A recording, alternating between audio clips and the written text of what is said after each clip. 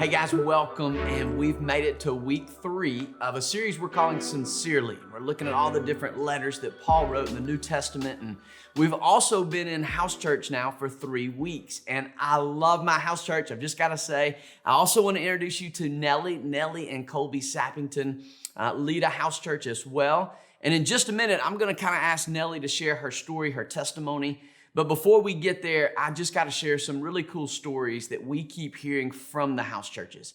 And you guys, man, one of the things I think I love the most about my house church, I know this is true with Nellie's, we were just talking about her house church, is the variety of ages that are in our groups. And I love showing up on Wednesday night. In fact, we had one couple this past Wednesday that said they'd been married 1 year. We had another couple that had been married over 40 years. We had one couple that this was their 4th time to ever come to something at Venture. And then we had some that were like founding fathers of Venture, that have been there forever. And so it's just been so cool to be around a variety of people. And I want to do something before we get started. And I don't want this to be weird, but I want to thank our house church pastors. Man, you and your wife and your whoever is hosting your group have done an amazing job. So can we just thank them in your group right now, man? Give them a hand for what they're doing. Thank you for following up with our people. Thank you for being prepared week after week, and we love you.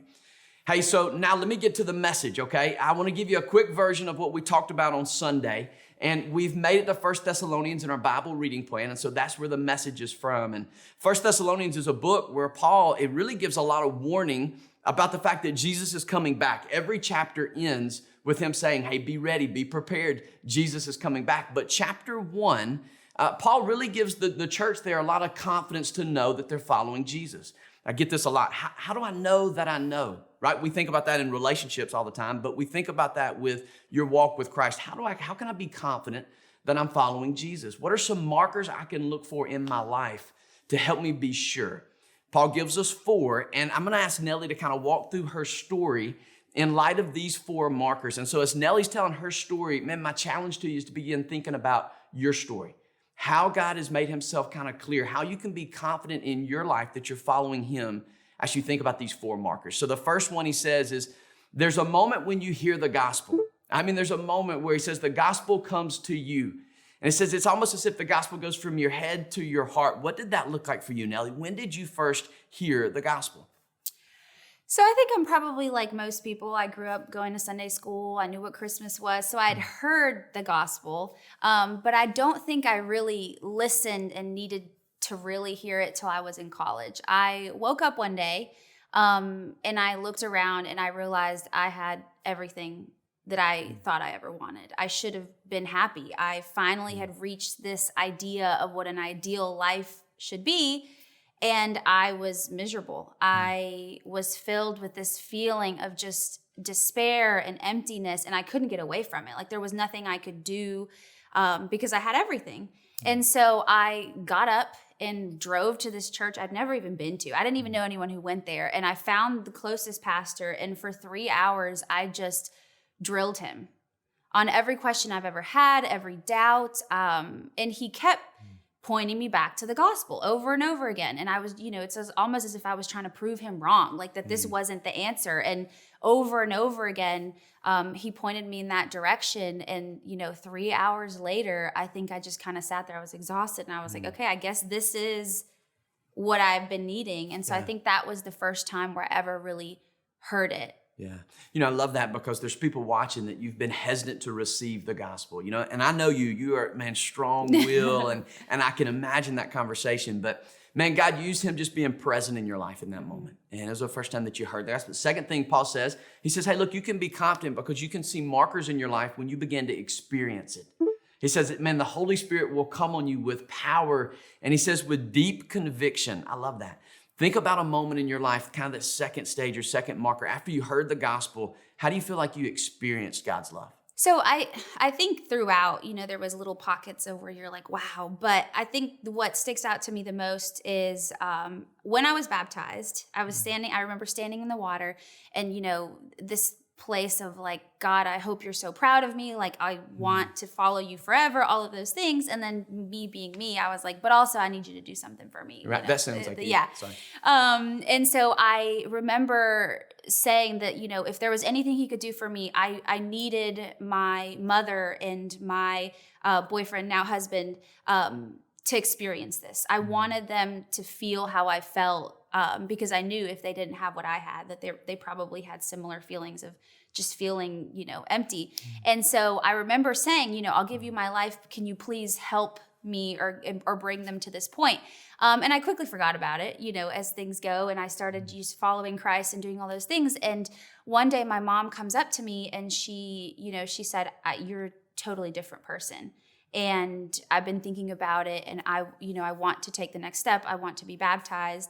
And of course I was like, well, I can't do it. Like, I'm not a pastor. But we ended up in Mexico visiting family, and we were at this waterfall that she played in when she was a little girl. It was beautiful. And in that moment, she just asked me to take her into the water and baptize her. And that feeling of not only was I getting to bring this person that was so important to me to Christ, but seeing her, this look of joy on her face. And I'll never forget that feeling of fulfillment where it's like, at that point, you don't want to do anything else. Like, you want to see more and more people, whether I know them or not, feel that experience. And it's like you get bit by this bug of like purpose. Yeah. Obviously you've been bitten by it, but and from then on it was just like, you don't want to do anything else. So Paul goes on to say the third marker you can look for in your life is once you've heard the gospel, you've experienced something that's changed your life. He says, then you can't help but be changed. I mean, it's like it's a transformation that begins to happen. And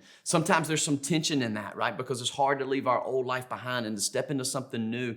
In fact, I love to think about it. There's really markers in our life of before Christ, how we met Christ, and then life after Christ. And so what did that look like for you? How did God change your life? Well, when I fully get there, I'll definitely let you know. I think it's an ongoing thing where he slowly, bit by bit, starts like showing you different things that he wants you to change. And I think I really started noticing it when I realized that like everything else around me had stayed the same. Like once you receive Christ, everything about you is different, but a lot of the times the people you surround yourself with or the activities you did, all of it's the same. And it starts not to really make a lot of sense to you. And so even now, years later, I still find myself where I'm questioning like why I do things and asking God to kind of point out things in my life that aren't really serving him. And so it's not always easy because the easiest path is always the worldly one most of the time. But I think once you really accept yourself that you're never just going to arrive at this like perfect point, God kind of continues to change you like a little bit at a time. I love that we are such a work in progress. Just this week on Facebook, on our page, we interviewed Dr. Gunn, and Dr. Gunn's in his 80s, and he said the same thing. He said, I'm still a work in progress. And I think that's encouraging to us to hear that, man, change sometimes doesn't happen overnight, but we see God subtly doing things in our life. The last thing he says to look for, he says, you can't help but share it. He's writing back to the church and says, man, now that you know Jesus, you can be confident because, man, you can share in what has happened in your life. And so how do you share your story? What do you look for in ways to share the hope you found and really the faith that you found now in Jesus? I think I stopped trying to just have these perfect situations. Like I used to feel, especially at the beginning, that I had to be in this perfect situation, have the perfect word to help someone. And I think it's more of just being available and sacrificing your time and your energy.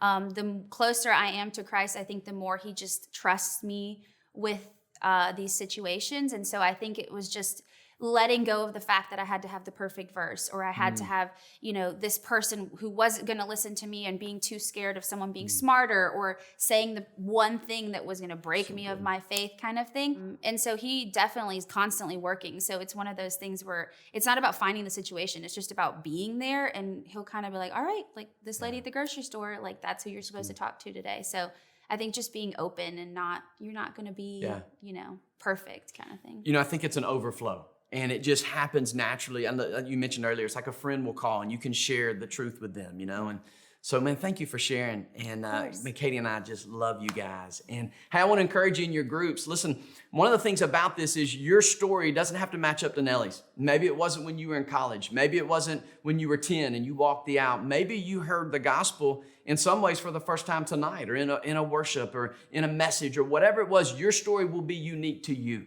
And we want that. God wants that. It's a personal relationship. And so I love what Mark Batterson says. He says, let God be as unique with you as he was with Nellie, as he was with me. So tonight, man, in your groups, I want to encourage you to begin to share a little bit of your story. House church pastors, maybe you can lead out in this. Talk about the moment when you heard the gospel, how you've experienced it, how you've changed, and now how you share it. Listen, you guys have a great group tonight. We love you, and we'll see you Wednesday night.